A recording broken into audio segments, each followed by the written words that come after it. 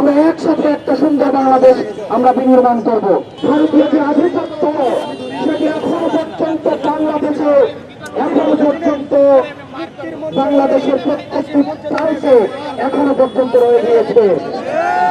সেজন্য ভারতের গুজরাটের ভাষায় আজকে বাংলাদেশের স্বাধীনতা থেকে উনি ভারতের স্বাধীনতা হিসাবে উনি আজকে প্রতিষ্ঠিত করার চেষ্টা করে গিয়েছে। প্রিয় সংগ্রামী সচেতন জনগণ, আপনাদেরকে সচেতন থাকতে হবে। আমরা আমাদের দৃশ্যমান শক্তিকে একাত্তরে পরাজিত করেছি। আমাদের এই অদৃশ্যমান শক্তিকে পরাজিত করা শুরু হয়েছে 24 থেকে এবং 16 অব্যাহত থাকবে।